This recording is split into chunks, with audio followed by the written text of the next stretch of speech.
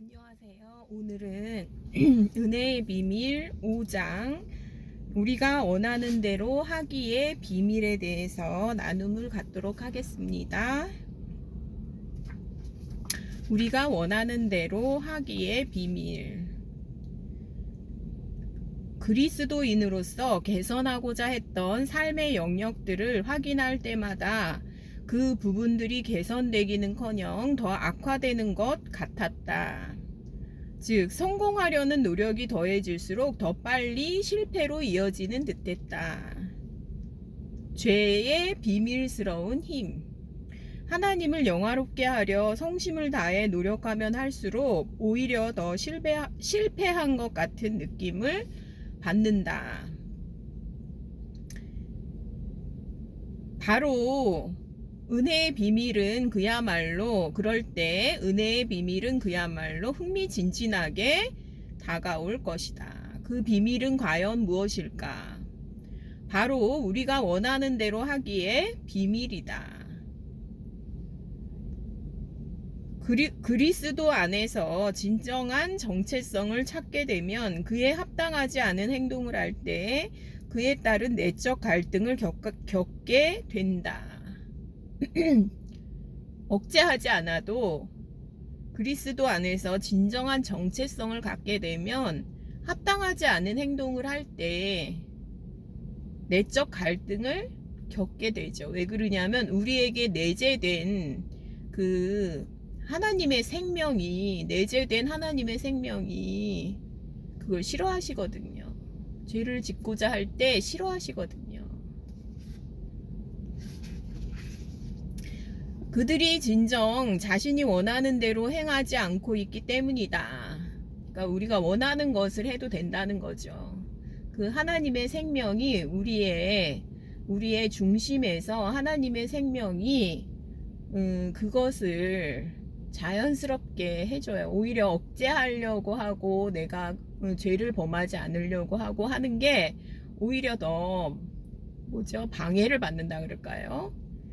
육체적인 욕구가 당신으로 하여금 그릇된 일을 하도록 도발할 수 있다. 그렇지만 깊은 내면의 자아는 그런 것을 원하지 않는다. 그리스도 안에서 자신의 정체성을 깨닫지 못해서 생기는 문제다. 유혹은 호소력을 지니고 있기 때문에 사람들은 자신들이 원하는 대로 해서는 안 된다고 믿는다. 그런 식으로 그들은 꾸준히 자기 수양을 하며 살아간다. 그런데 당신의 진정한 내적 자아는 잘못된 일을 하기보다 하나님이 당신에게서 바라시는 일을 하고 싶어 한다면 이야기가 어떻게 될까? 사람들은 자신들의 진정한 욕구를 모른다. 그래서 종교적 율법을 피난처로 이용한다. 바로 이것이 문제다. 그들은 그 규범들이 도움이 되기는커녕 오히려 자신에게 생채기를 낸다는 사실을 모른다. 율법은 트로이 목마처럼 현대 그리스도인들에게 서서히 침투하여 충격적인 결과를 낸다. 율법의 치명적인 영향에 대해서 사람들은 의심하지 않는다. 사람들은 대부분 율법으로 짠 매력적인 옷을 빼입고 있기 때문에 적이 다가오는 것을 보지 못한다. 그렇지만 그 도덕적 껍데기 안에는 예상하지 못하게 허를 찌르는 사악한 세력이 자리 잡고 있다. 율법의 역할을 폄훼하려는 것은 아니다. 그것은 이스라엘 민족에게는 유익했다. 이것은 하나님의 생명이 내재되어 있지 않을 때는 이 율법이 유익하죠. 밖에 있는 법이 유익하죠. 그러나 우리 안에 마음판에 하나님의 생명이 새겨진 법에 의해서 행동을 하게 된다면 훨씬 이 밖에 있는 율법에 매이지 않아도 훨씬 하나님이 목적하신 최고의 인간성으로 살 수 있게 되죠. 율법은 한 사람의 삶에서 어떤 일을 할까? 많은 사람이 율법은 죄를 억제하지 못하여 오히려 분란을 일으킨다는 사실을 알고 놀란다. 그러나 이에 대해서는 성경에서 분명히 말하고 있다. 율법이 들어온 것은 범죄를 더하게 하려 함이라. 그러나 죄가 더한 곳에 은혜가 더욱 넘쳤나니. 로마서 5장 20절. 율법은 그 자체로 죄를 유발하지는 않으나 율법을 받아들인 사람에게는 그의 내면에 있는 죄를 자극하는 역할을 한다. 이를 통해 수면 아래 있던 죄가 수면 위로 올라오는 것이다. 이에 대하여 바울은 고린도전서에 다음과 같이 기록했다. 사망이 쏘는 것은 죄요, 죄의 권능은 율법이라. 고린도전서 15장 56절. 성문화된 율법의 기원을 살펴보면 율법의 모체는 선악과 나무가 있는 에덴 동산에서 찾아볼 수 있다. 그러나 모세가 시내산에서 십계명을 받기 전까지는 성문화된 율법이 없었다.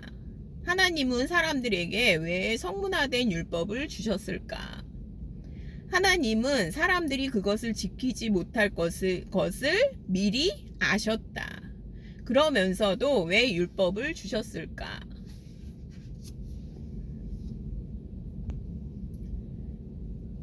사랑이 풍성하신 하나님의 마음과 독립적이고 교만한 사람들의 마음을 잘 보여준다. 하나님은 이스라엘 민족이 율법을 지킬 것이라고 단 한순간도 생각하지 않으셨다. 그분은 모든 것을 알고 계셨다. 하나님은 인간이 지킬 것이라는 믿음으로 율법을 주신 것이 아니다. 인간들 스스로 그것을 지킬 수 있으리라 자신했기에 주신 것이다. 인간은 분명한 지침을 받으면 자신의 행동을 바탕으로 하나님과 더불어 의로운 지위를 얻을 수 있으리라 착각했다. 때문에 하나님은 의롭다 여김을 받는 것이 결코 종교적인 규례를 지킴으로써 얻을 수 있는 게 아님을 보이시려고 율법을 주셨다. 율법은 사람을 절망으로 이끌었고 그 절망은 우리의 능력으로 하나님을 기쁘게 할 수 있다는 모든 희망을 포기하도록 했다. 율법은 우리를 위한 것이 아니다. 그렇기에 우리가 율법의 장단을 맞춰 살아가면 갈수록 결국 우리는 의롭게 살지 못하는 우리의 무능력만 확인하게 될 뿐이다. 이스라엘 민족이 그랬듯이 말이다. 율법의 목적은 죄를 더욱 부추겨 이스라엘 민족으로 말미암아 하나님의 긍휼과 자비로부터 멀어진 희망 없는 상태를 확인하게 하려 함이었다. 오히려 확인하게 하기 위해서, 범죄를 더하게 하기 위해서 율법을 주신 거죠.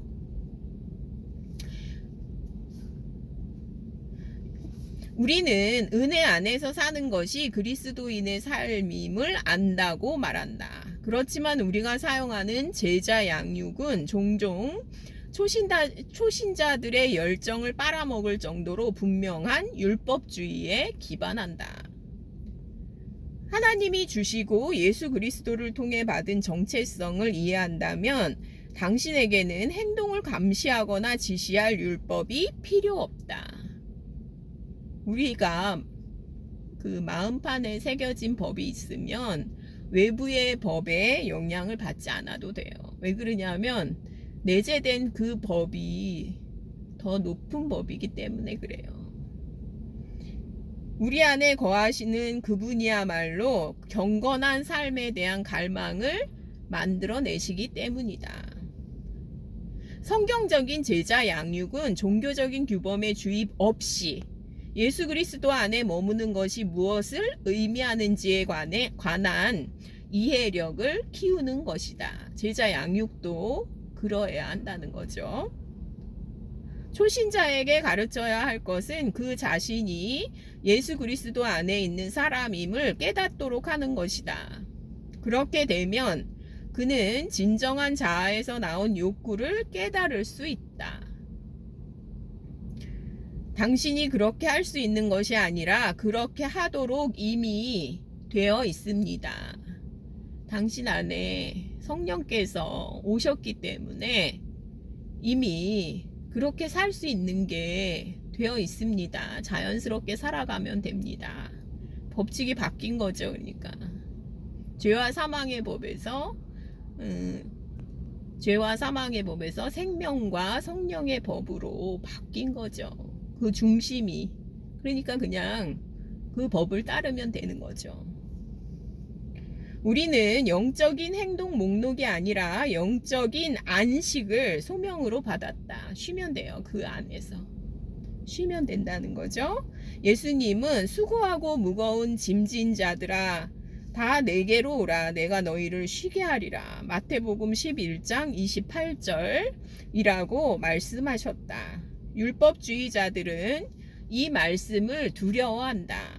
그들은 그리스도 안에서 자유를 받아들인 사람이 탈선할 수도 있다고 염려하기 때문이다. 사도 바울 때도 그런 게 있었잖아요. 은혜 가운데 사는 사람으로 하여금 행동하게 만드는 것은 의무가 아니라 욕구라는 것이다. 하고 싶은 마음이에요. 중심에서부터 나오는 선한 일을 하고 싶은 욕구라는 거죠.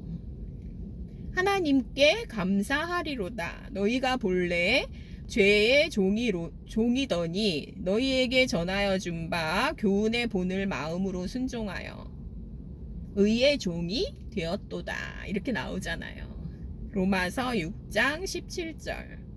당신이 진정한 욕구, 즉 당신 안에 거하시는 진정한 생명이신 예수 그리스도께서 주시는 갈망을 접하게 된다면 이런저런 행동으로 강요받을 필요가 없음을 알게 될 것이다. 그리고 예수님의 생명을 통해 흘러나오는 하나님이 주신 소망에 따라 살아갈 자유를 누리게 될 것이다.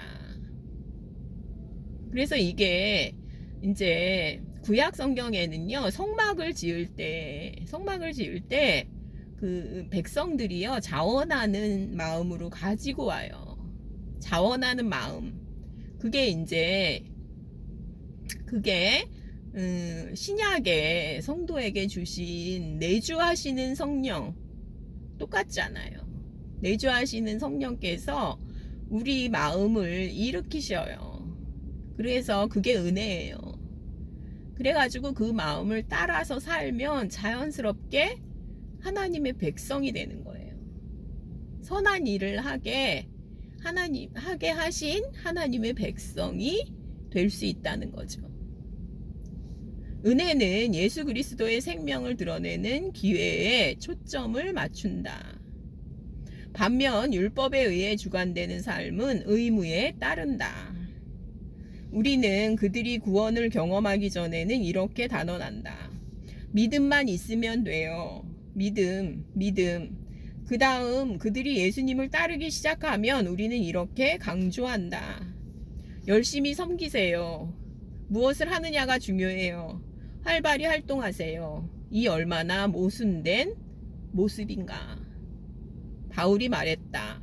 그러므로 너희가 그리스도 예수를 주로 받았으니 그 안에서 행하되. 골로새서 2장 6절. 성경은 우리가 그분의 생명의 실제를 처음 접했던 것과 같은 방식, 즉 신뢰를 통해 은혜를 깨달음으로써 믿음으로 살아가야 한다고 말한다. 믿음에서 믿음으로 이르게 돼요. 제자 양육이 율법적인 방법론에 기인하게 된 것은 두려움 때문이다.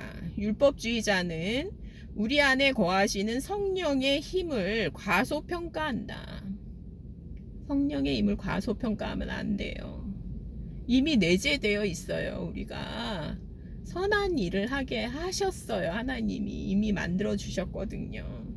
우리가 율법으로부터 자유롭다는 것을 알 때 우리 안에 거하는 하나님의 성령은 외부적인 요구 때문이 아니라 예수님과의 관계를 바탕으로 우리에게서 섬기려는 욕구를 일깨우실 것이다.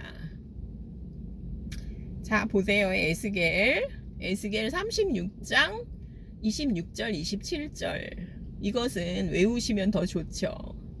또 새 영을 너희 속에 두고 새 마음을 너희에게 주되 너희 육신에서 굳은 마음을 제거하고 부드러운 마음을 줄 것이며 또 내 영을 너희 속에 두어 너희로 내 율례를 행하게 하리니 너희가 내 규례를 지켜 행할지라. 에스겔 36장 26절 27절. 이게 이제 생명의 성령의 법이 우리 중심에 오셨거든요. 그러니까 이 법을 따르면 되지 왜 외부의 법을 따를 필요가 뭐가 있어요. 외부의 법을 초월해요. 이 내재된 생명의 성령의 법은 외부의 법을 초월하죠. 하나님이 우리 마음 가운데 새 마음과 새 영을 주시는 것이었다. 이를 통해 에스겔 선지자는 우리에게 새 영으로 하나님을 섬기고자 하는 갈망이 생길 것이라고 예언했다. 이는 우리의 본질적인 욕구가 바뀌는 것을 의미한다. 이같이 하나님의 언약이 이루어진 시대에서는 하나님을 믿는 사람들이 더 이상 의무감으로 하나님의 명령에 응하지 않아도 된다. 그리스도인들은 진실한 욕구에 의해 동기를 부여받을 것이다. 그들은 그릇된 욕망과 잘못된 행동을 억누른 채 경건하게 살아가려고 고군분투하지 않아도 된다. 우리가 원하는 대로 하는 것이 곧 하나님이 원하는 대로 하는 것이기 때문이다. 율법의 지배 아래 놓이게 되면 그 율법은 내게 불순종을 부추기게 된다. 이것은 종교적인 규율의 특성이다. 우리의 힘과 의지만으로는 당연히 율법들을 지킬 수 없다.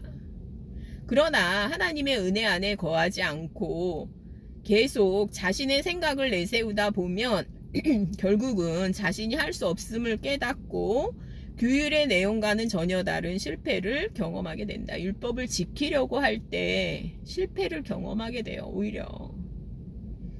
그리고 이것은 불순종으로 이어진다. 즉 율법은 반항의 열정을 일깨운다. 그러니까 율법은 반항의 열정을 일깨워요. 오히려 범하게 돼요. 우리가 육신에 있을 때에는 율법으로 말미암는 죄의 정욕이 우리 지체 중에 역사하여 우리로 사망을 위하여 열매를 맺게 하였더니. 로마서 7장 5절. 철로 역정에는 그리스도인이 인간의 마음을 상징하는 커다란 방으로 들어간 이야기가 나온다. 이 이야기를 요약하자면 다음과 같다. 그 방은 죄를 의미하는 먼지로 가득 차 있었다. 그리스도인은 율법으로 상징되는 커다란 빗자루를 들고 먼지를 싹싹 쓸어내려 했다. 하지만 그 먼지가 쓸리기는커녕 휘저어 놓은 탓에 더욱 자욱해졌다. 죄를 근절시키기 위해 율법을 사용할 때마다 바로 이와 같은 결과가 생긴다. 신약의 계명은 무엇에 관한 것인가? 실제로 옳은 일을 하고자 하는 노력은 죄를 자극하는 율법을 바탕으로 한다. 때문에 노력할수록 죄가 더욱 드러날 뿐이다. 그러나 신약의 계명은 이와 다르다. 신약에서 예수님은 이렇게 말씀하신다. 너희가 나를 사랑하면 나의 계명을 지키리라. 요한복음 14장 15절. 그렇다. 우리는 우리 안에 거하시는 예수님을 사랑하면서 그분을 중심으로 흘러나온 소망을 따라 살아야 한다. 내주하시는 성령에 따라서 자연스럽게 살면 우리는 그분의 계명을 지키게 되고 이웃을 사랑하게 돼요. 너무 자연스러운 법이에요, 이거는. 이와 같은 삶을 살아가는 사람은 율법주의자와는 완전히 다르게 신약의 계명에 접근한다. 오히려 오히려 접근하죠. 예수께서 이르시되 내 마음을 다하고 목숨을 다하고 뜻을 다하여 주 너의 하나님을 사랑하라 하셨으니. 마태복음 22장 37절. 이것은 신약의 계명이라기보다 예수님의 이 말씀은 어느 날 바리새인 몇 명이 예수님에게로 왔을 때 이게 한 말이죠. 이게 한 말이죠. 근데 이게 돼요? 이게 계명으로 줬을 때는 되지가 않아요. 스티브 맥베이는 왜 우리가 하나님을 사랑해야 한다고 가르치는 것이 율법적이다라고 주장하는 것일까? 이렇게 말하고 있어요. 이 율법의 첫째 되는 계명, 이것은 율법의 첫째 되는 계명인데요. 근데요, 율법의 계명의 내용과는 완전히 다른 반응을 불러일으켜요. 바울은 그러한 예로 탐내지 말라라는 율법을 지적하고 있어요. 그 계명을 배우기 전까지는 탐심이 문제가 되지 않았지만 그것을 배운 뒤에는 마음속에 온갖 탐심을 이루게 되었다고 말한다. 로마서 7장 7절 8절. 율법은 바울이 말한 대로 죄의 정욕을 일으켰다. 로마서 7장 5절. 율법은 반심리학처럼 작용한다. 그러니까 정반대의 것을 하도록 자극해요, 사람을. 그래서 주 너의 하나님을 사랑하라는 계명에 따라 살려고 노력을 하잖아요. 그러면 그 반대의 결과가 나오게 되는 거예요. 은혜로운 해법은 무엇이냐면 바로 주님이신 하나님이 그들을 얼마나 사랑하는지 가르치는 것이다. 요한일서 4장 19절에는 이렇게 기록되어 있다. 우리가 사랑함은 그가 먼저 우리를 사랑하셨습니다.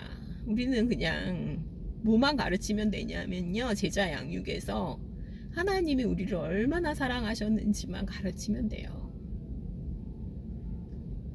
하나님을 더 많이 사랑하고 싶다면 그분이 우리를 얼마나 사랑하는지 그저 깨닫기만 하면 된다.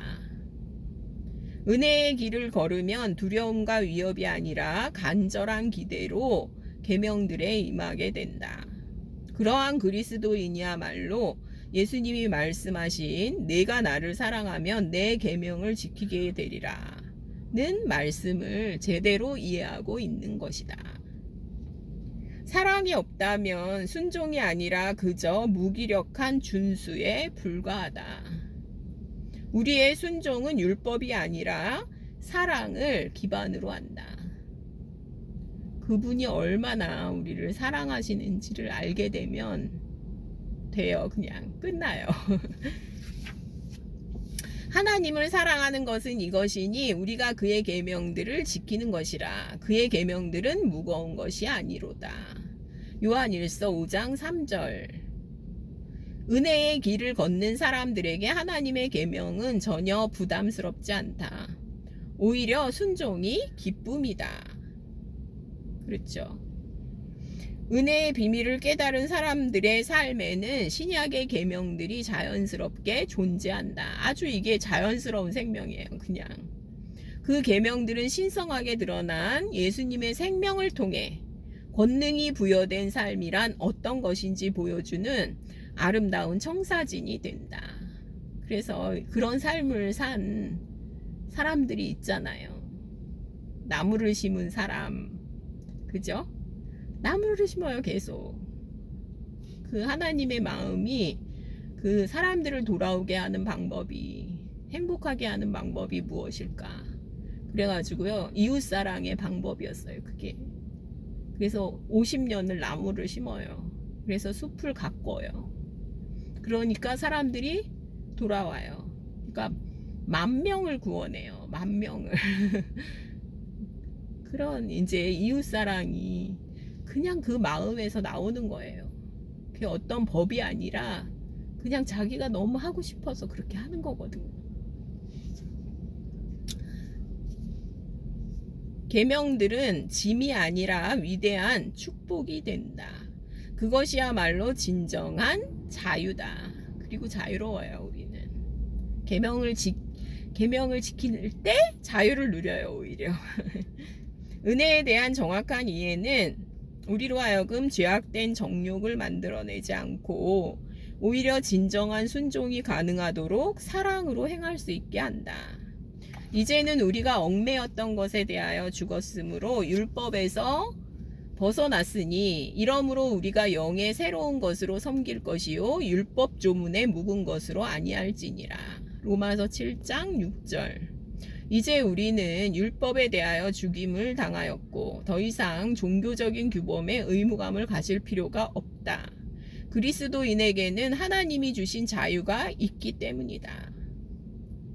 모든 것이 가하나 모든 것이 유익한 것은 아니요 모든 것이 가하나 모든 것이 덕을 세우는 것은 아니니. 고린도전서 10장 23절. 모든 것이 허용되었다 라는 말만큼 그리스도인의 자유를 나타내는 정확한 표현은 없을 것이다. 율법적인 기준을 바탕으로 해석하면 그러한 자유는 우리를 위험에 빠뜨릴 것처럼 보인다. 그러한 자유에 반대하는 사람들은 바로 은혜가 유도하는 내적 욕구의 변화에 대해 제대로 이해하지 못하고 있는 것이다. 내적 욕구가 변했거든요. 우리 중심이 바뀌었기 때문에 우리가 그냥 그대로 살면 돼요. 그 생명으로 자연스럽게 살면 된다는 거죠.